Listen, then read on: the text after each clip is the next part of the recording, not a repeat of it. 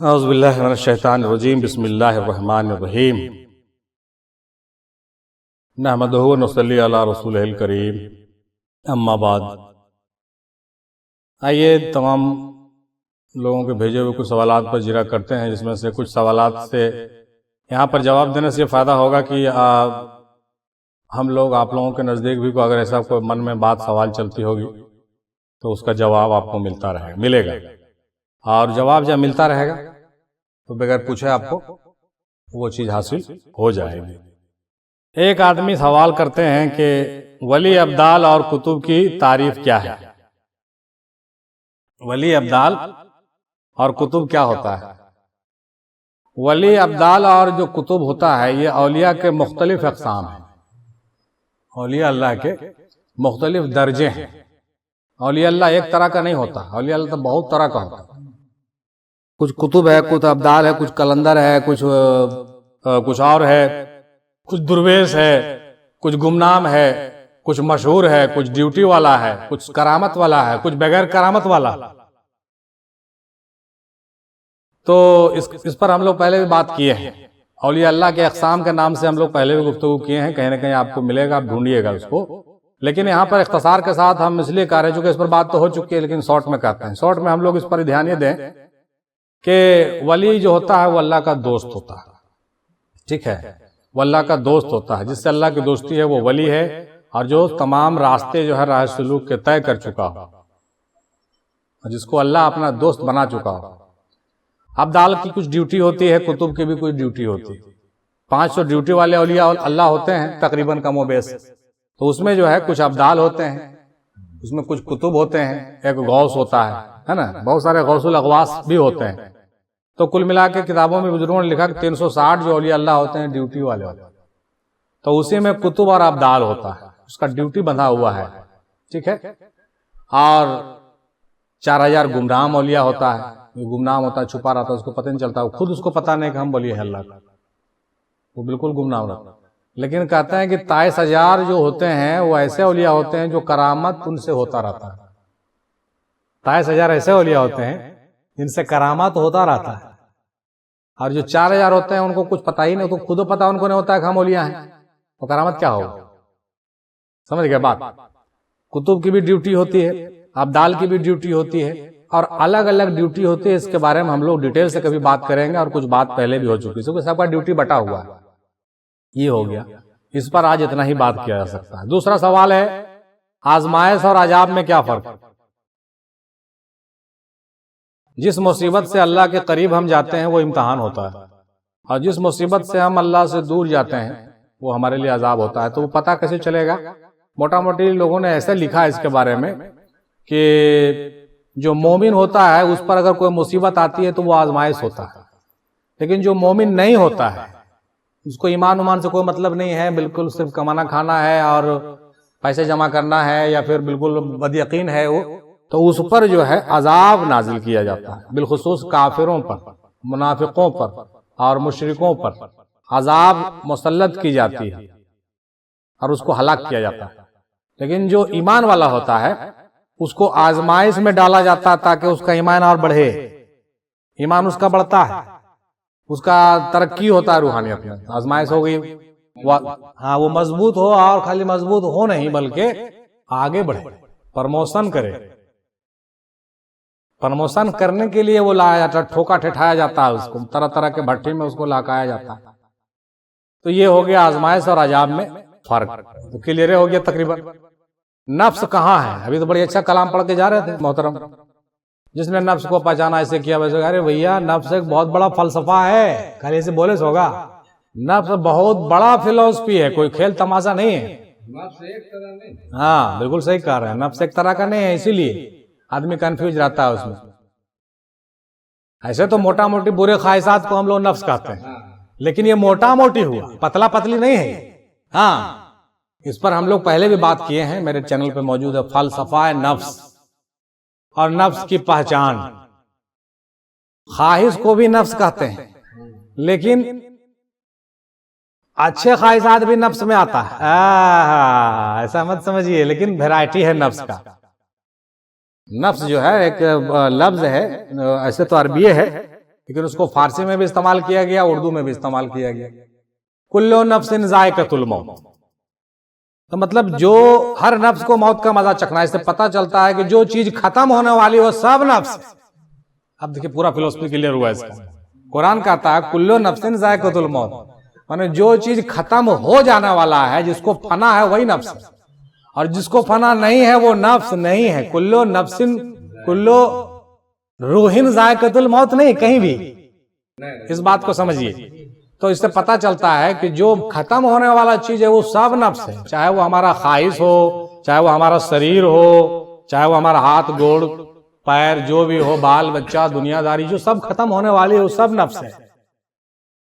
तो चढ़ा, अब बोलिएगा अच्छा क्या बोल के गए जी, कुल्लो नफ्सिन ज़ायक़तुल मौत, जी जो मौत का मजा चखने वाला है वो नफ्स, मतलब जो खत्म होने वाला है वो नफ्स है। खाली बुरा ख्वाहिशात ही नहीं बल्कि अच्छा ख्वाहिशात भी खत्म होने वाला है। आपका जिस्म वजूद बाल बच्चे बीवी घर परिवार दुनिया सारा खत्म होने वाला, सब नफ्स का हिस्सा है। ये पूरा वजूद ही आपका मुजस्समा नफ्स है, ये पूरा वजूद ही मुजस्समा नफ्स है।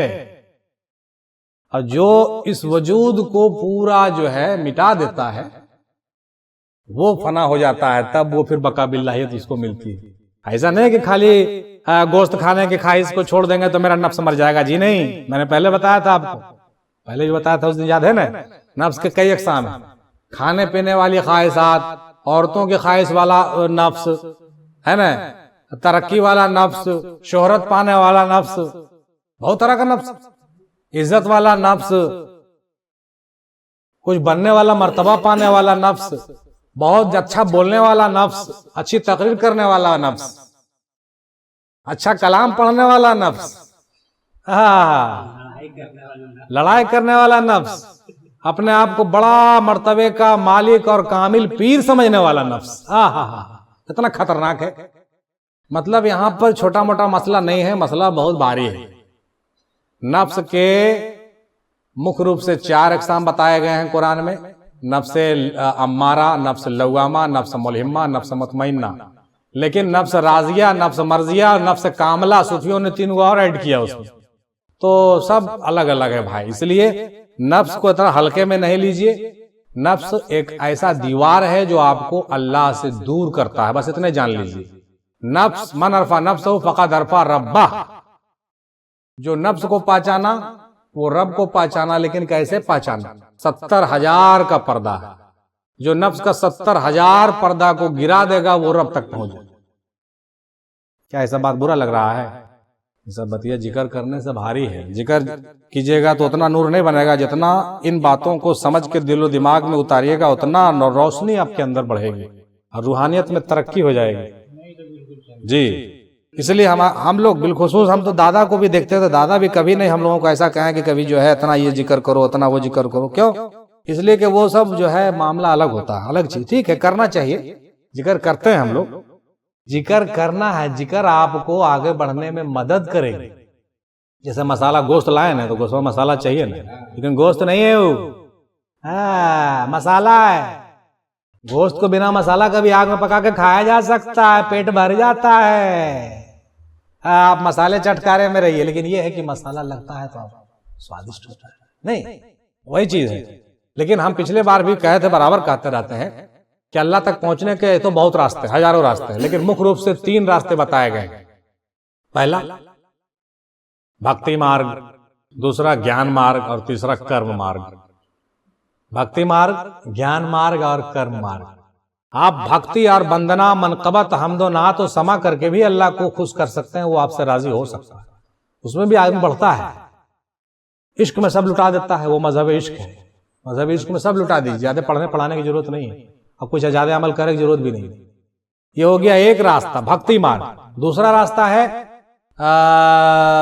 ज्ञान मार्ग, सवाल जवाब, ज्ञान स्टडी अध्ययन, वो भी एक माध्यम है। ज्ञान मार्ग से भी आप अल्लाह को पा सकते हैं।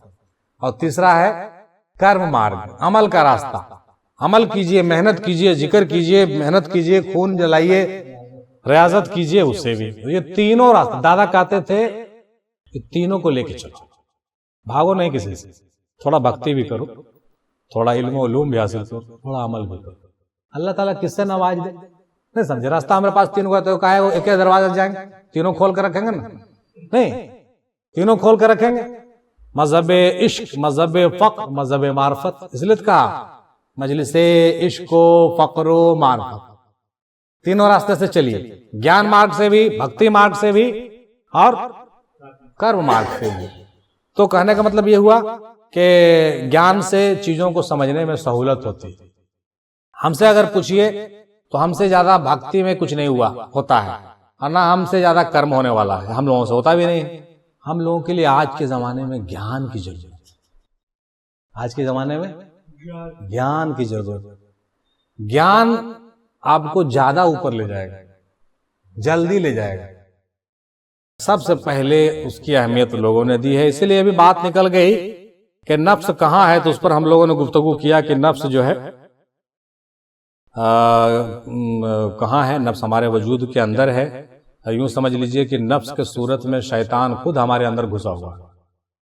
हम तो मोटा मोटी कहते हैं, ज्यादा घुमाते नहीं हैं कि अल्लाह भी आपके वजूद में घुसा हुआ है, रसूल भी घुसा हुआ है और शैतान भी घुसा हुआ है।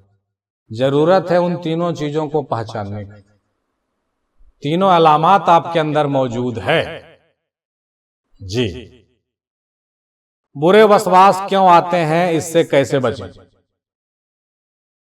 बुरे वसवास कैसे क्यों आते हैं, उससे कैसे बचें?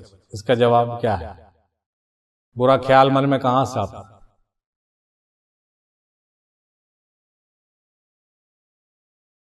बुरा ख्याल हमारे अंदर नफ्स से ही आता है। बुरा ख्याल हमारे अंदर नफ्स से ही आता है। और उससे बचने के लिए क्या करना है? तज़किया नफ्स करना है, अपने नफ्स को पाक करना है।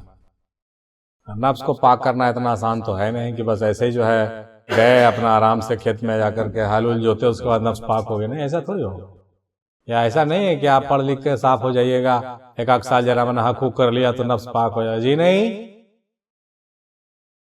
अगर इतना आसान होता तो बाबा बायजीद बुस्तामी को 70 साल क्यों लगता जंगल में, गौस पाक को 40 साल क्यों लगता, बाबा फरीद को, मखदूम बाबा को, दादा हुजूर को 14 बरस, 40 बरस। उनका मकाम बुलंद था ना। 40 साल रहे, हो तो गया होगा कमी में, लेकिन वो ज्यादा देर रहे, मतलब ज्यादा आगे बढ़ने के चक्कर में रहे, आगे उनका मकाम ऊपर न था ज्यादा। हम लोग का नफ्स कम से कम 25 साल लगेगा, जान लीजिए, कम से कम 12 साल नफ्स को पाक करने में और 12 साल कल्ब को पाक करने में, 1 साल और एक्स्ट्रा मान के रखिए, 25 बरस 26 बरस लगता है आदमी को, तब जाके मुरीदी होता है पूरा। अभी तो हम लोग सोचते हैं अरे अब इंसान तो नमे लिखे लिए, अब कुछ हमको मिल जाना चाहिए। 12 साल का चिल्ला नफ्स को पाक करने में लगता है मोहतरम, कम से कम। 12 साल फिर कल्ब को पाक करने में लगेगा 24 साल, 1 साल और एक्स्ट्रा ऊपर जाने के लिए। तो ये सब प्रोसेस है, इतना आसान नहीं है। आदमी कहता है अब 5 साल तो 9 साल लगुआ मौलाना बने, मौलाना बने में 9 साल लगता, MBBS करने में 5 साल, IPS करने में 10 साल, IS करने में 10 साल, प्रोफेसर बनने में 20 साल। अरे भाई तो दुनियावी काम करने में 20-20 साल लग रहा है, क्या समझते हो कि अल्लाह का वली बनना इतना चुटकी का चीज है? कम से कम 25-30 साल बचाइए अपनी जिंदगी का, मेहनत कीजिए, ऐसा थोड़ी होता है। और जहां से भी शुरू कीजिए काम, वहां से आगाज करके अंजाम तक लेकर चलिए, चलते चलिए चलते चलिए। अगर किसी को 10 साल हो गया तो ये नहीं सोचे कि भाई फालतू हो गया, नहीं, फालतू नहीं हुआ, वो भी रास्ते में आपका गया। उसको चेक कर लीजिए कहां तक पहुंचे, कहां तक पहुंचे, हुआ अजरामना कि नहीं हुआ। जहां से हुआ फिर वहां से आगे बढ़िए। नफ्स को पाक करने में 12 साल लगता है मोहतरम, कल्ब को पाक करने में 12 साल लगेगा, जान लीजिए। बुरे वसवास कहां से आते हैं? बुरे वसवास नफ्स से आते हैं, और नफ्स जब तक पाक नहीं होगा बुरे वसवास आते रहेंगे। हाँ, 7 लताइफ की क्या क्या गिज़ा है? 7 लताइफ की क्या क्या गिज़ा है? 7 लताइफ हम लोग के अंदर है, नफ्स, कल्ब, रूह, सिर, खफी, अख्फा और अना। ये 7 लताइफ हैं, और इसकी गिज़ा है उसका जिक्र। उसकी जो गिज़ा है, सब लताइफ का अलग अलग जिक्र है।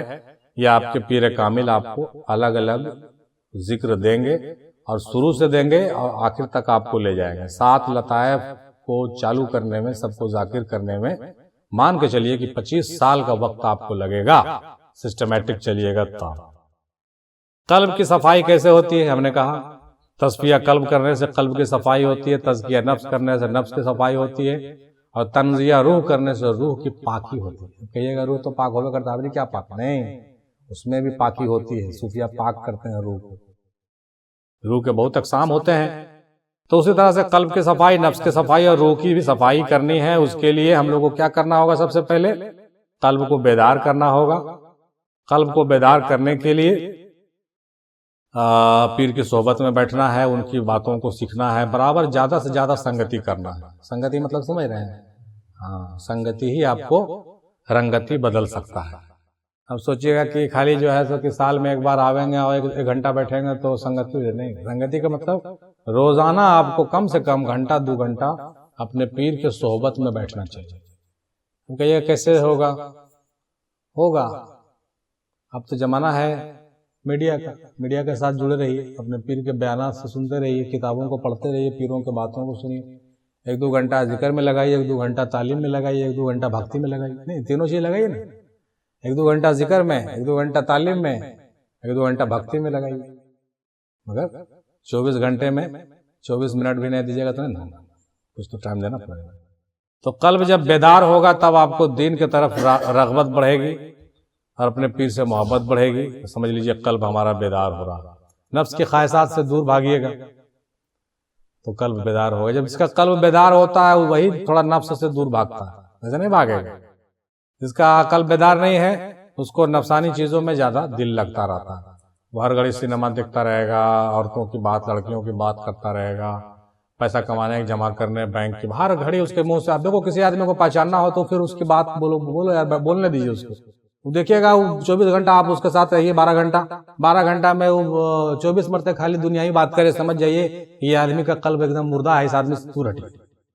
जो आदमी 24 घंटा में 24 मिनट भी हक की बात नहीं करता हो, बेदारी की बात नहीं करता हो, अपने आखिरत की बात नहीं करता, उस आदमी के पास बैठने का बेकार है, नहीं बैठना चाहिए।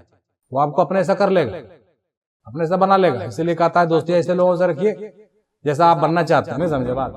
तो